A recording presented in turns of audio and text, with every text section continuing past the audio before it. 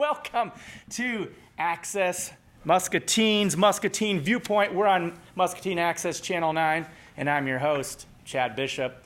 We are happy that you joined us. If you're tuning in on Channel 9, Muscatine Power and Water Cable, you're watching this live at 7 p.m. on October 16th. And if you are on Facebook, you might get a chance to watch it as well live. But no worries, we're going to record this and share it so that you can get to know some of our candidates that are running for City Council this year. Specifically, we've got the 5th Ward candidates. They are not running unopposed. They are opposing each other in a fun way that'll help make our community better. And you have a choice to make in this particular ward. And so I'm glad that both of our candidates are here, and we're going to get to know a little bit about them and then talk about some of the topics that are happening here in Muscatine, specific to the 5th Ward, and a couple things that are at large, if you will. Things we'll be talking about include the Peace Park, Muscatine Mall. We'll be talking a little bit about the French Fry Alley. Maybe they don't know what that is, but we'll let them know. Fireworks, that's coming up again. Let's see what these guys think about that. Without further ado, though, I'd like to welcome John, Jindrich, and Kirk Edwards to the show. Thanks. Thank you. Here we are. Yep. Okay, so, all right, guys. Thanks for running for City Council, first and foremost. I want to know a little about each of you, and then why you're running, that sort of thing, just to give the viewers at home a chance to get to know you guys. So let's start with you, Kirk. Tell us a little bit about yourself and your background. All right. Well, my background, I handle this like a resume. Okay. I served the United States Army, graduate of the United States Military Police Academy. Upon completion of my time in service, I received an honorable discharge, came back to Muscatine, was hired by the Muscatine County Sheriff's Department, part-time third shift correctional officer, worked my way up through the ranks, became jail administrator when we built a new jail. Spent 13 years with the Sheriff's Department. I was courted by the state to become an investigator for the Iowa Public Defender's Office. I took that position. I finished out 7 years with them, did my 20 years, went into the private sector, worked for a local company here. The recession hit, downsized. I went to the Postal Service, and within the Postal Service, that's where I'm at now. I've held the job of PMR, which is Postmaster Relief, Officer in Charge. Right now, I am a RCA. That's a rural mail carrier. Love the job. It's one of the best jobs I've ever had. Nice. Yeah, that was kind of like a job interview. Right. So now I'll ask you the next question. Why do you want to work for us here at the City of Muscatine? Well, I've always been involved in the community, and I've always wanted to serve my community. I've been coordinator of the Muscatine County Crime Stoppers program. I ran that. I did videos out here weekly, and I was instrumental in the neighborhood watch programs. I set those up across the county and the city and neighboring counties. Let's see what else I've done. I worked with veterans organizations for over 30 years, twice a week calling bingo for them, so could raise some money for impoverished disabled veterans. Did that for 30 years. And I want to serve. I like Muscatine. I think it's got some, it's a great place to live. I've raised my family here. It's a great place to work. I think it can do better, and I think I can help it. So the reason you want to run is because you think there's some room for improvement. Exactly. And you've got some ideas of how to do that. We'll talk about those later. Great. Great. Yes. Okay. Well, yeah, in a brief amount of time, we learned a lot about you. Thanks for that. And John, same kind of question. Can you tell us your background, your history here in town, and then why you want to run for office? As Chad stated, my name is John Jindrich. Wife is Julie. We've lived here in Muscatine for a little over 30 years. Raised 3 students, 3 kids here in Muscatine. They've all graduated from Muscatine High School, and they're all Iowa State graduates. I personally am a graduate of Northwestern College in Orange City, Iowa. I have a master's degree from Northern State University in Aberdeen, South Dakota. While here in Muscatine, I worked as a special education teacher for 26 years at Muscatine High School. I also served as an assistant football coach and assistant girls basketball while at Muscatine High School. Retired 4 years ago. began driving the Muscabus for the city transit program here in Muscatine, and want to continue on my work here in Muscatine as a city council member. Julie and I are extremely proud to say that we are residents of Muscatine, proud of the city, and when I retired, the talk of public office and running for a city council position became more and more prevalent, and when the opportunity came available in the Fifth Ward, a little more encouragement from family and friends, and I made the choice myself. Of course, you got to make sure you've got the desire within you to take on a challenge like running for city council, and I'm full bore, ready to go. Want the confidence of the people in the Fifth Ward that I'll do a good job and be prepared and try to represent them for the city council as a whole the very best I can. Great. Well put. Two fine candidates, and I'm excited to help you guys communicate to your platforms tonight. Specifically, the Fifth Ward. While I'm talking, can you bring up the Muscatine Gov website, and let's figure out where the Fifth Ward is. I already know, and I live in the Fifth Ward, so I'm extra excited to have you guys here, because each ward, obviously you represent the city, but you also have to think specifically about the geographical area which you represent. Some of the wards are a little easier to explain. You have the south end of town as a ward. The Fifth Ward, basically, you're going to have to go to the city's website, Jeremy, and scroll to the city council page, and then there's a button for the ward. If you can't get that, just go back to this, but you can navigate to that while we're talking. So, the Fifth Ward goes approximately from Mad Creek, I don't know if that's north or east, but basically the Muscatine Mall, Ripley's, Weed Park area, and beyond. And you guys both live there. That qualifies you to run this year. The incumbents, I noticed, aren't running at all, for the most part. You might have followed the situation with our city council. We had a little bit of turmoil, and the spots are open. So let's talk a little bit about the Fifth Ward. What's an area of the Fifth Ward that, Kirk, that you kind of noticed that you want to address early on if you were elected, as far as something you want to make part of your platform? Well, the biggest part that I see a problem is under service, or right now we have a problem with EMS and fire in our area. Time it takes to get to the call. We're way over what is required, the standards. Oh, sorry, don't hit the table. But the standards are some of the areas in the Fifth Ward take up to 12 minutes to get to by a fire truck or an ambulance. From our downtown to the far end of Fifth Ward. Right. Okay. And that's not acceptable to me. If we had so much traffic out in that area now with the 3861 bypass area, and in all the commerce out there in that area, there's calls probably 10, 15 a day out in that area. And I've watched fire trucks try to get down Park Avenue, at every light gets stopped. Huh. Yep. And if you're in a situation, here's the deal. My neighbor house caught on fire. Well, actually, the garage caught on fire.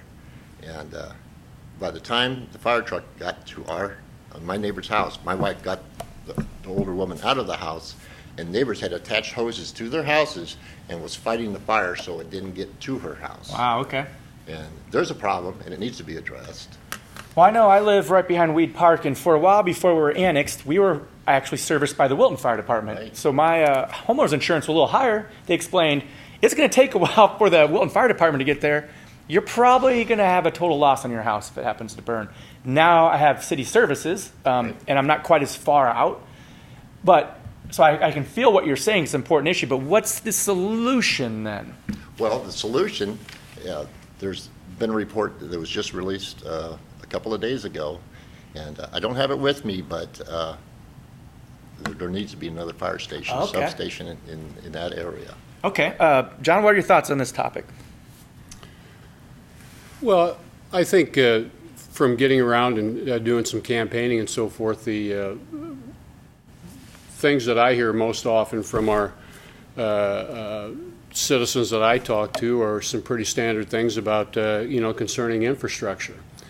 And so the city's responsibility to make sure that we've got good communication system, good sewer and water system, sanitation and so forth, all the infrastructure necessary for that is certainly a priority with the people in the Fifth Ward. We've also, I also hear a lot, quite often, you wouldn't believe it, well, maybe you would, but the thing I hear most often when I'm out talking to people is, they want their potholes fixed, they want junky yards cleaned up and junky properties, and they don't want their taxes to go up.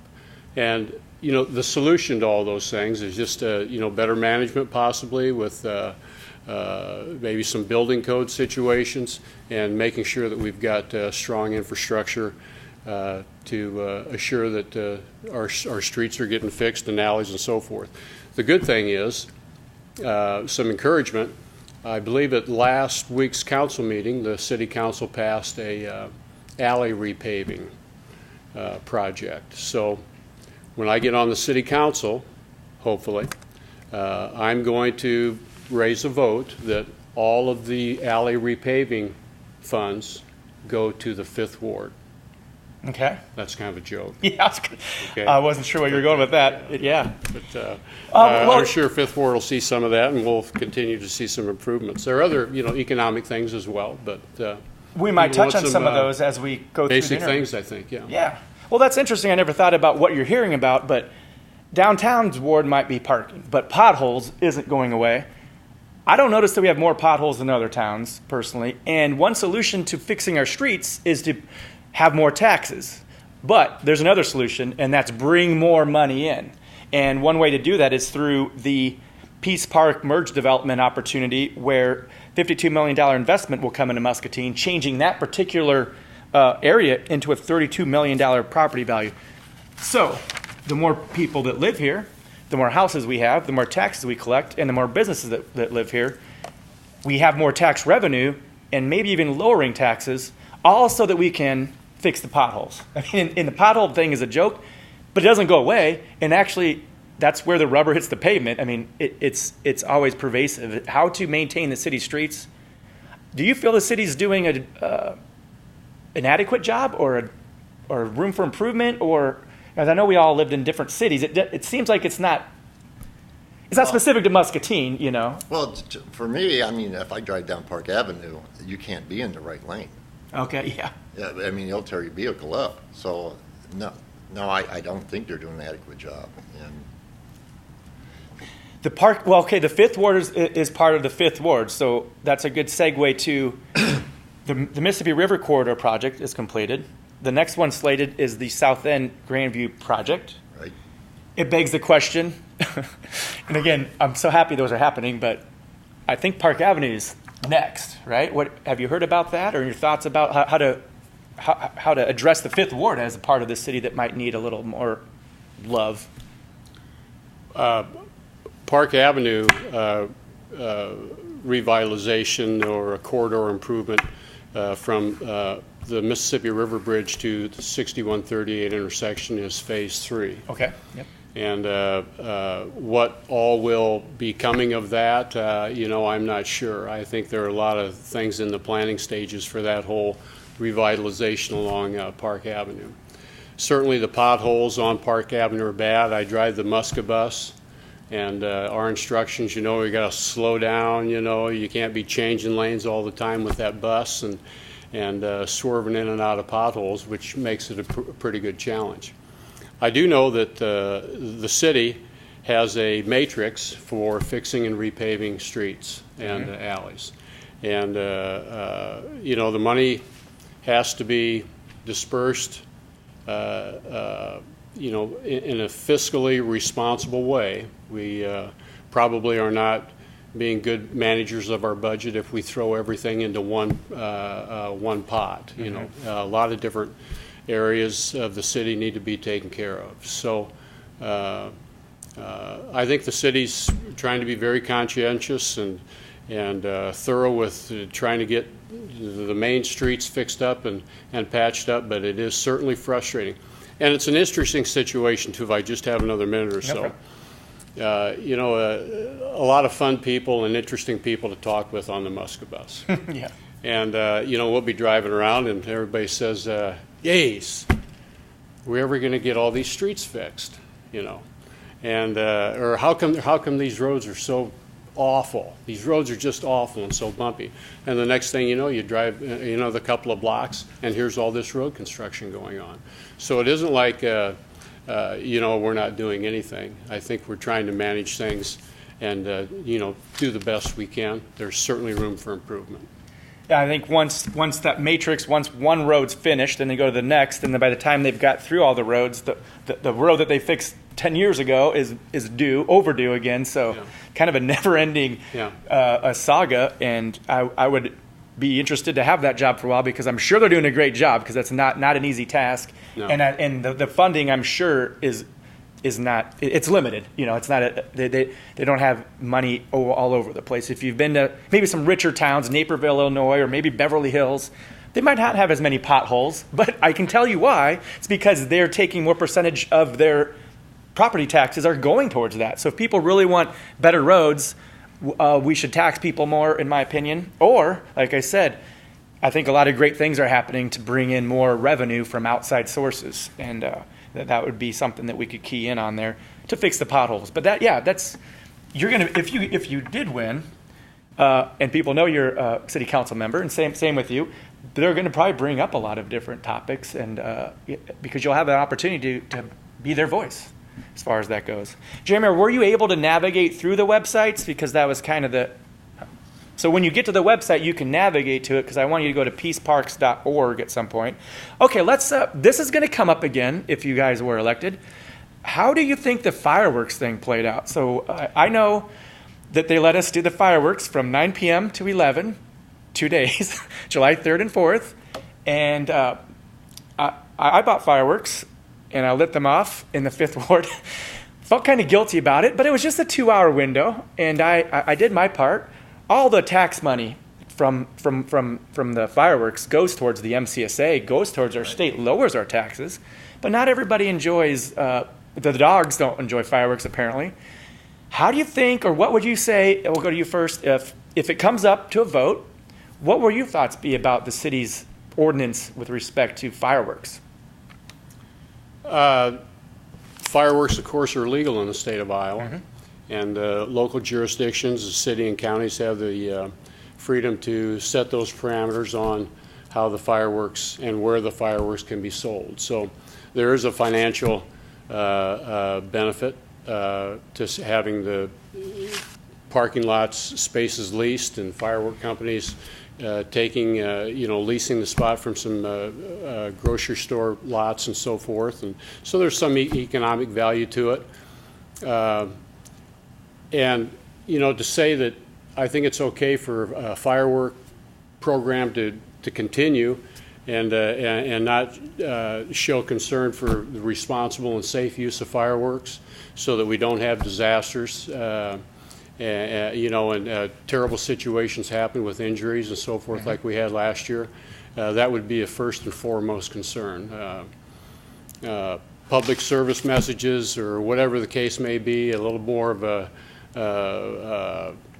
announcement from Channel 9, all the media outlets, make sure you're using your fireworks safely and so forth. So I think a lot of families have fun shooting off fireworks. 2 years ago when fireworks were started, I know of people who were really gung-ho. They shot fireworks off, big time. And now this year, same people complaining about fireworks. Yeah. So it's a controversial issue for sure. I think, a day or two, the day before the 4th of July, the day after, the restriction on the hours and things like that gives us an opportunity to go through another year, another 4th of July season, and then the council, hear arguments and so forth after that. So Iowa City just has a full-on ban, for example. So it doesn't sound like you're in favor of that. What are your thoughts on fireworks as far as our current ordinance, or what you would propose if you were elected? Well, every ordinance, if I get elected, I think can be revisited. I'm not saying fireworks, but I think every ordinance, and moods change, attitudes change. But I think what people should do is probably be a good neighbor. If you're going to shoot off fireworks and somebody has a dog or someone's a disabled veteran or something like that, I think you should probably communicate with your neighbor.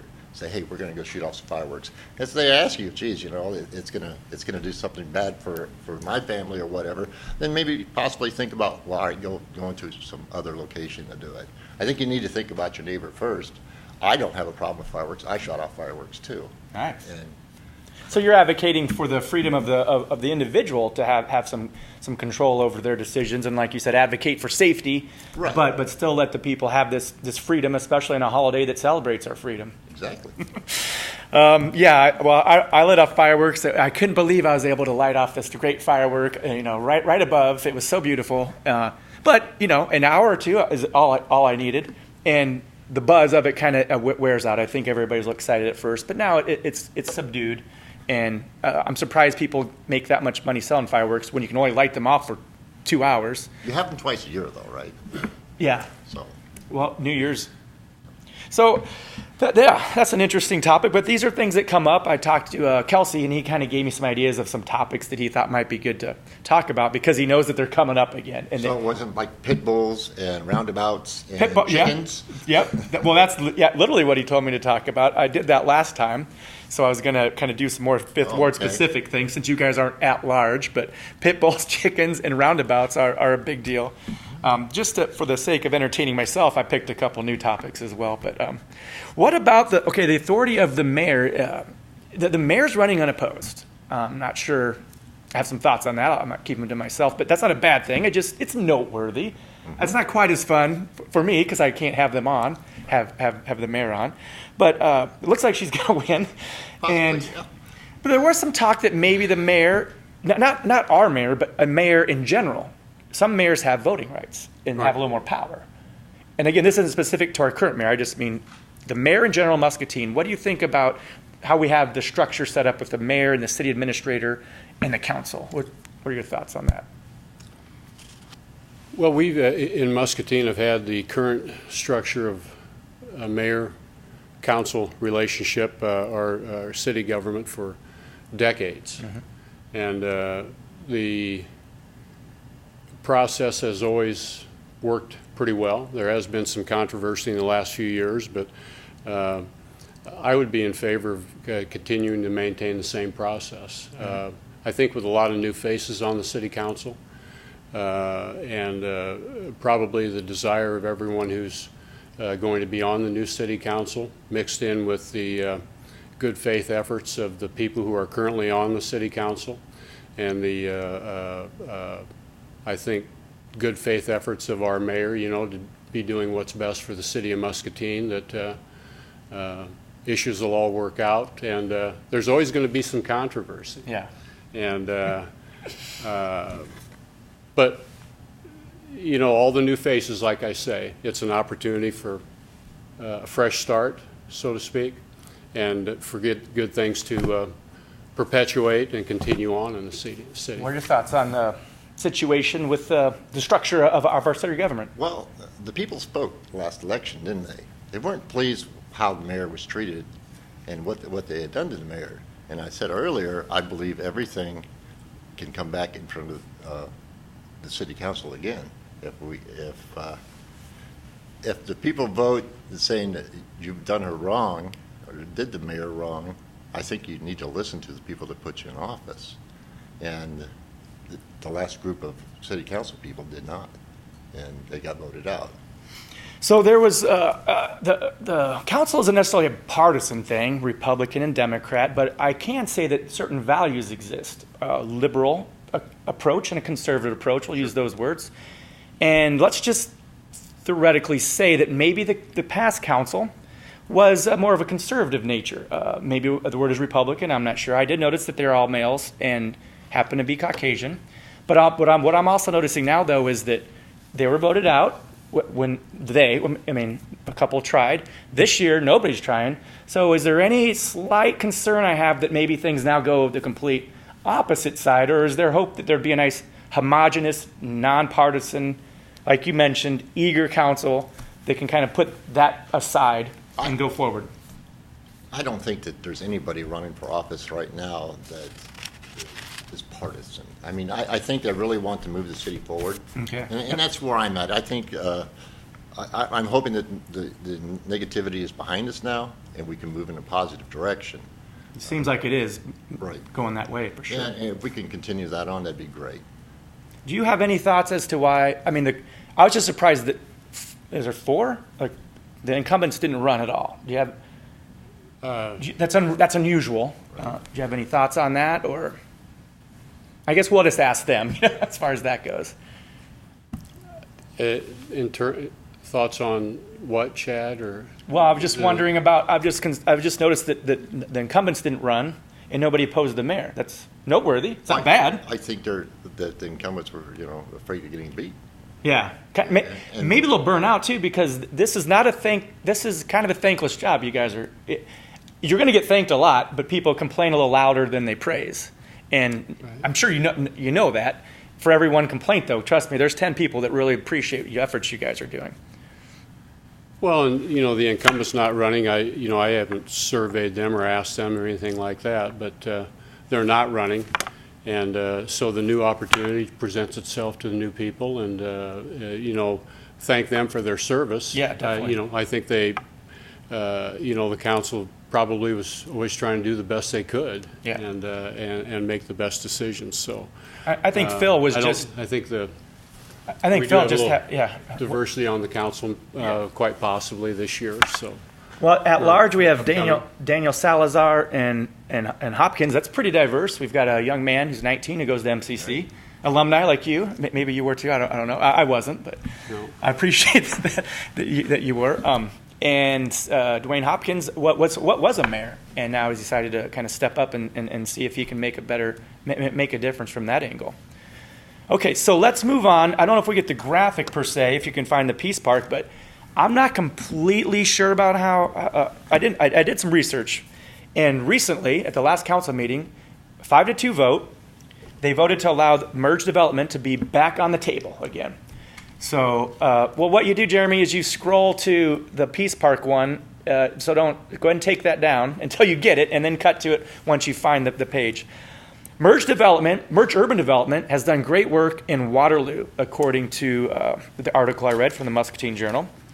There's a piece of land next to the river by Carver Corners that is available now. They are proposing a $52 million investment into Muscatine. So right off the bat, yeah, okay, thanks. That's kind of like what the hotel did.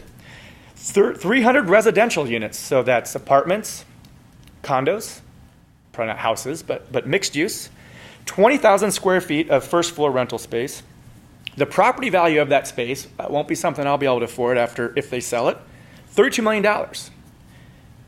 Here's the fun part, because we can fix our pothole situation with the merged development. $218,000 new revenue for the county, so they can get their slag going out there, fix the bridges. $325,000 more cash for the schools. $368,000 for the city to fill in potholes. There we go. That's the power of when new businesses come into TIF districts. Mr. Malcolm and Brocker voted against this. The others want to proceed with allowing them to hear the vote. I'll talk a little bit of the Peace Parks next, but I know I asked you guys to I'm sure you're aware of the situation. Right. If you are elected, it's going to be up front, and you guys are going to get a chance to weigh in. So let's let you guys weigh in right now, your thoughts of the situation. Well, any investment in our community is a great thing. I don't see a bad side to it. What I want to see the growth, but I want to make sure that we know what we're getting. Okay. I want more information. I went on their site, this merge site, and I looked at some of the buildings that they had built, and they're fine buildings, and I researched them, and they are well liked in the communities they've been in. Well, let's just, that land's going to be there. Let's make sure that this is taxpayers' land. We spent like $500,000 to get the land and to clean it up. And I don't want to just give it away until I have more information. And basically, they're offering $50,001 for it. I believe that was the number. Yep. Right. And I think the city spent $500,000 so far. So now we're at $450,000 in the hole. So. Go ahead. Well, a lot of that cost will be recouped quickly with tax revenue and so forth. And the merge company does have a good reputation, as was stated by Peace Park people and other community interests and so forth. And a study conducted, I think, that began in 2012.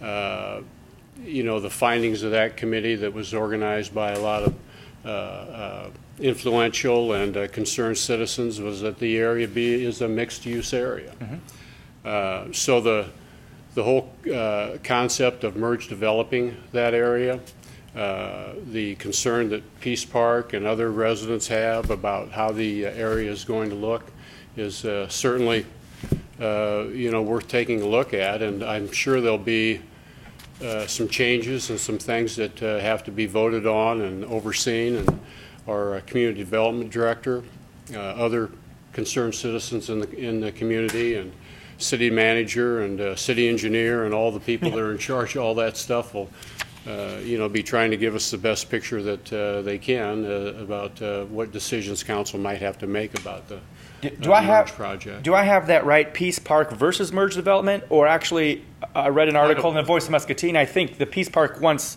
this merge development to happen so they can integrate their idea. Yeah, no. If I said there's some kind of a controversy, well, change that graphic. I have that wrong. Then sorry. The Peace Park people will be on me about that. The merge development will allow the Peace Park to work. No, this is. I didn't notice that. This is me talking, not you guys. So I'm taking credit for that right now. I think it's always, all entities involved are involved from the standpoint that they want what's best for the river, because So the Peace Park would be a part of this merge development. Well, that's a question. If you guys know the answer. They're two different entities. Yeah. So it's one or the other? What I would like to see happen is the two actually get together and try to get a working agreement where something that works for both of them. They might not both get what they want, but I think they can integrate. Because there's controversy. So I thought the Peace Park people were mad about something. I'm sorry, I haven't researched that part. I've researched Peace Park, so it sounds awesome. And I think they're two separate things. So Peace Park versus merge development. Put that back up. We need to, because it's two separate. It's two, and what you're saying is maybe there's a third thing, or maybe the city just holds on to it. When they sent out the RFPs, they couldn't. The Peace Park people didn't feel like they could fulfill the obligation the city required for that RFP. So they didn't submit a bid or a proposal. Submit a request for that land. So that's where we're at now. So nobody else has submitted anything. Just the merge people out of 75 RFPs that went out. Because they put a pretty aggressive proposal. Aren't we lucky to have somebody? $52 million investment into a TIF district. What's the downside? Well, none right now. But see, you don't have all the information yet. I don't have all the information yet as far as impact studies, land acquisition. So are you proposing that something else might be better to go there? No, I'm not. I don't have anything that I say is going to be better, but I want all the information before I would make a decision. That's not a bad idea. And I think that's kind of where the city council is now. Let's move forward, but let's not sign any contracts, no intents. And I think this is the taxpayers' land, and we bought it with taxpayer money. Let's get the biggest bang we can out of it. And that's what you're supposed to be doing as a council member. You should be getting all the information you can and then making a decision. I think the council has handled it correctly so far. Cool. Let's move forward. Well, first they said that they kind of stopped it and then they rethought it, and so you agree with the decision to bring it back up? Yes. What are your thoughts on this? I think kind of an agreement. Yeah, there's some concern that the merge proposal has apartments on the riverside of Grandview. there are some people that think apartments, there should be some further acquisitions and have apartment and some additional living space on the other side of Grandview Avenue, in that corner, some future additions. The geological tests and borings and all the preliminary work done for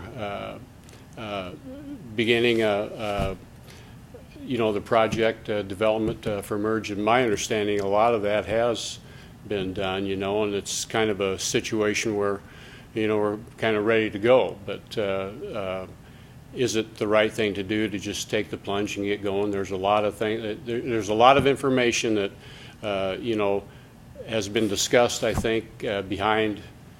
I don't want to say closed doors, but a lot of information and concern from people, and I think everybody just wants to make sure things are done right. What are some concerns? I think you alluded to apartments. I don't understand why that's an issue, because housing is one of the big problems that we're having in Muscatine area. I've heard that more people, the people that live in Davenport that work here, if we had some more housing, some more affordable housing too, right, we could get people to live here. They could be property tax-based contributors instead of coming here, working, and then getting out of town.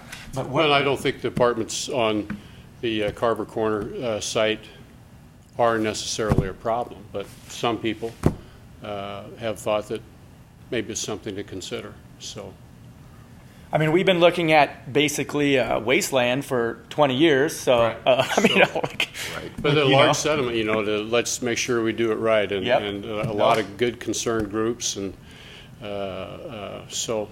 Be interesting to be on the city council and hear all this come about. That land's going to be is worth a lot of money. Yeah. I mean, if you think of 7 acres on the Mississippi River, and it's and what they've done with the riverfront is beautiful, and I'm not saying not to do this. I'm just saying let's look at our options here. Let's get as much information as we can. That someone would come in later and say, geez, I would have built this here. But what I would really like to see is I like to see the Peace Park people and the merge people get together and see if they can. Well, let's look at this Peace Park thing. Sounds awesome, actually. Now, Jeremy, remember there's this page here. It should be on the homepage. What's that? Bring stable. What is that? Dedicated to conservation. Okay, this is Peace Park. Yeah, okay. This is an international organization, so there's Peace Parks all over the place, and so that would be an honor, I suppose, to have one in Muscatine. But here's something that they talk about with commercial development from their website. We develop nature-based tourism and enterprise opportunities to ensure the long-term sustainability of protected areas. That doesn't sound bad. Right. But it doesn't sound as economically forthcoming. However, it definitely sounds great. I mean, I don't think anybody's mad about it. And I've seen the sculpture. Hold on, I got a cramp here. No, just kidding. There's a pearl that'll be on the hand. Mm-hmm. It's a huge pearl. I don't know how huge, but if it's as big as I think they're going to make it, that would be a great opportunity for, I don't know, tourism is the word, but everybody takes a little selfie in front of the clamor guy. He's not as big as I was hoping, but it's still like one more great reason to come to Muscatine. And I agree with you. I merge them together, but I don't know if it's that simple. But maybe that's what they're advocating for. Now, I'll admit I'm not as knowledgeable about what they're trying to do, but I know they're upset, but I'm not exactly sure why. The Peace Park advocates in town. I did hear at the city council meeting that Merge had reached out to the Peace Park people. Okay, good. And hopefully they can come to some kind of agreement. And both of them being there, wouldn't that be great for our town? I mean, yeah. Tourism would be something, and this brand new building down there with stores at the bottom of it. Now, where they should put that big sculpture with the big pearl on it is in the 5th Ward, not the mall. We're going to talk about the next, but on not Mark Twain Overlook. It's actually called KT&T Hill. They should put it up there. Wouldn't that be awesome to have that big globe up there? You could almost see it from Davenport. Right. I mean, that would be a spectacle. And I'm not saying it's not great where they have it proposed, but I would always thought it would be great to have a little lookout tower to get you just a little bit higher from the the KT&T Hill. Here's the problem, because you guys are 5th Ward constituents. I happen to notice that the Muscatine Mall, and this is Amazon.com's fault, not your guys' fault, or mine. It's never going to be a mall again. There's no reason for it to be. But I want to talk about the Muscatine Mall next because it's in the 5th Ward. I've got some ideas of how to advocate for it, but I kind of noticed that the downtown is kind of popping right now, if you will, for obvious reasons, with the hotel and some energy there in the corridor project. Grandview was slated next. What are your guys' thoughts about 5th Ward's representation? I'm specifically talking about the Park Avenue Muscatine Mall area, about just in general your thoughts about that, development-wise or... Well, first of all, I don't want to slight the mall facility. No, it's awesome. Yeah, and there are a lot of really terrific businesses. I don't know if a lot is the right thing to say, but we've got some good, vibrant businesses that are going on at the mall. So repurposing and trying to bring new business into the mall is, I think, certainly a challenge to continue forward with. Retail stores throughout the country are all hurting in some ways because of the online shopping. People have the FedEx truck and UPS. Postals don't want to forget the postal service here today. They don't want to get out of here alive. So the start. The whole retail store industry is a tough challenge. But the pocket businesses and the development, we have a new business going in at the old Long John Silver's. That's being demolished, and I know there's a new business going in there. I don't think it's probably appropriate for me. I think I know what business it is. But tell us. What is it? I'm not going to tell you. It's a big surprise. And is that your Muscabus hookup? Yeah, new Muscabus garage. No, I mean, did you hear it from driving the Muscabus? No, I can't. What's your source? No. Oh, come on. Will you be able to ring the bell? Will you be able to ring the bell at least? Can you give us a hint? No. Okay, go ahead. I'm sorry. So revitalization along Park Avenue and the potential for that at the mall is the infrastructure to let the revitalization take place is the responsibility of the city. So the city needs to make sure that all the streets and the communication and so forth for private development to begin at the mall or to try to start up is all in place. And I think the city does a pretty good job with that. But look at some of the redevelopment that has gone on out on that in the town. We have the old Shopco, Econo Foods, a vibrant, very active church has taken that area over, and it's become very pleasing to look at, a good part of the landscape, and well taken care of. Then across 38, we've got the Holiday Inn and the old Bandag building taken over by Kent Corporation, and more jobs and revitalization there too. So a lot of that revitalization has to come from private enterprise, and the city and city council needs to make sure that we're set and ready to go to support any kind of new business that would come in there. The two businesses you mentioned, Calvary Church and Kent Feeds, that's great, but they're not retail. So when Calvary Church took that over, it kind of created a little bit of a sprawl north, and that's great that Calvary bought that, but it did force the sprawl north because, you know what I mean, a church is different than retail. Looks beautiful, but just changes the whole. And that's a good point to repurpose some of the area, maybe within the mall. Retail, as you say, retail is maybe not going to be the answer to some of that open I've got space, the answers here. And your comment, no, I'll let you go ahead. Yeah. Well, I'm going to let you respond first because this is more about you guys. Sure. Well, if I could solve the problem for the mall, I wouldn't be sitting here because I'd be in Manhattan. Yeah. I'd be making some money because that's a problem all across the nation. And I know there's a revitalization program in place right now. In 2006, the city council put one in there. There's abatement programs, tax abatements. I do know that the mall has got, I was told the mall had gotten 2 forgivable loans in the past.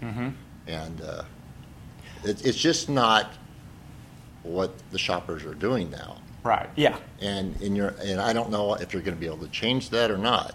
And no, Amazon.com, I'm not going to ever go into a store again. Really? There's no reason to. Oh, okay.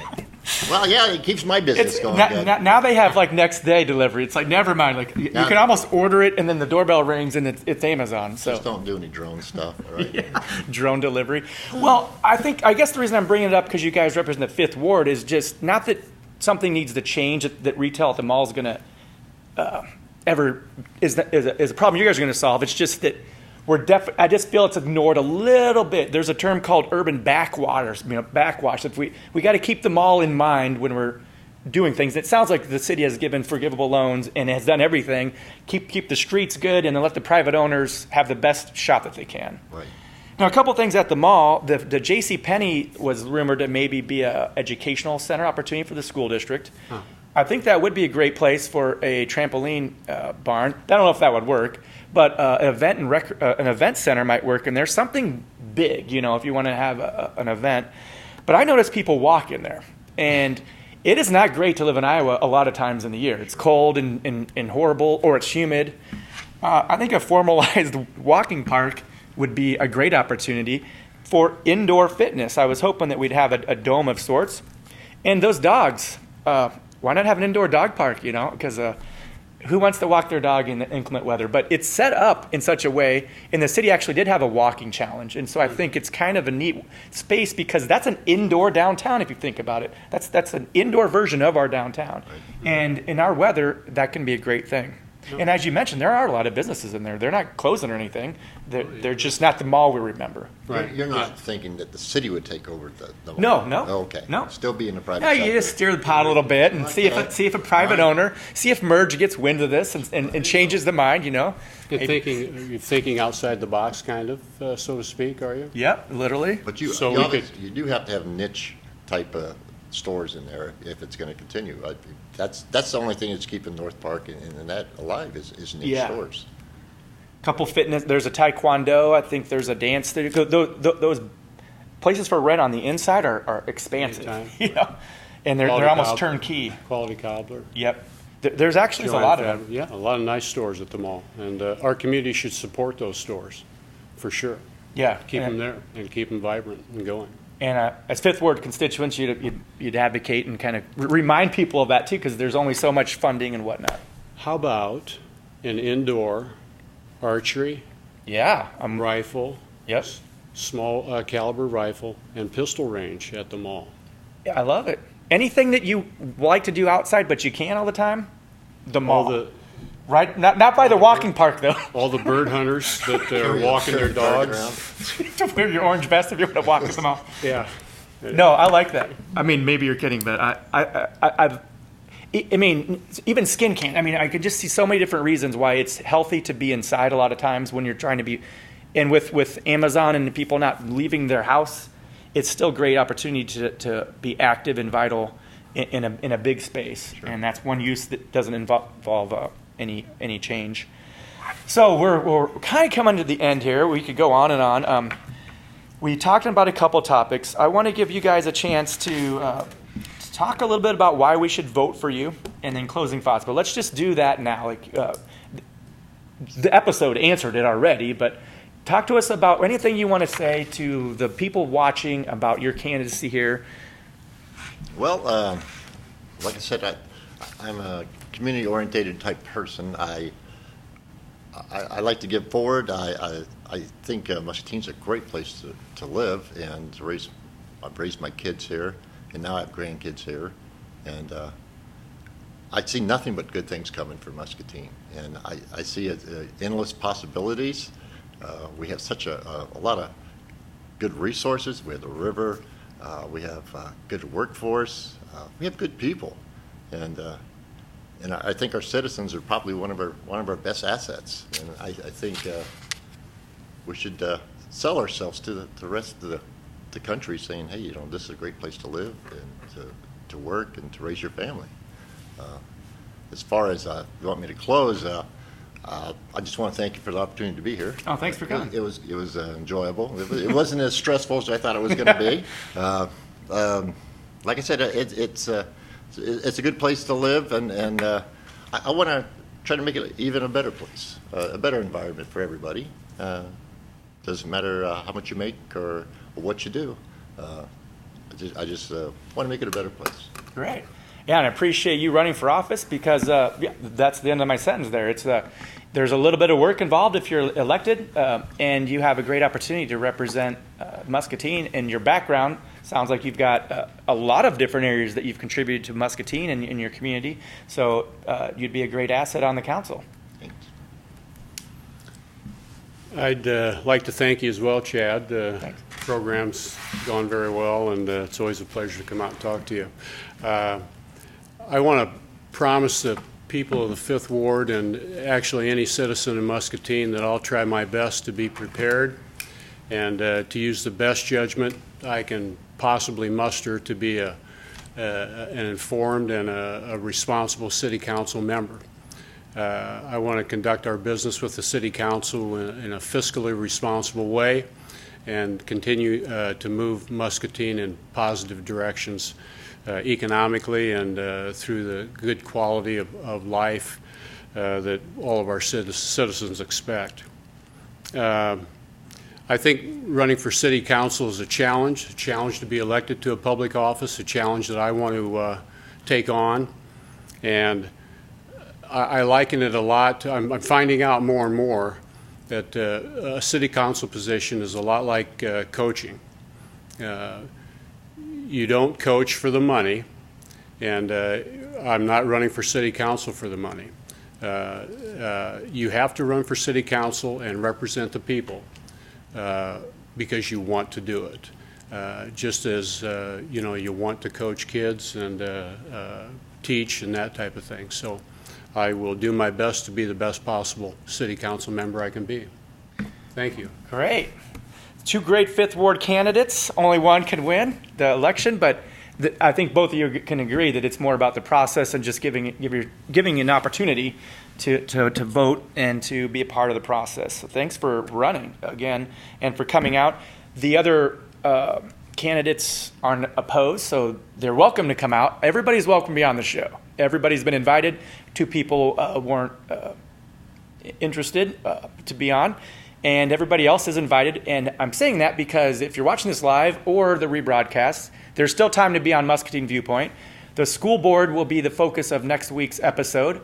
I believe there are up to 4 candidates coming out. Mr. Kelsey Brackett is the guest host. This isn't my show. I do have a show. This isn't it.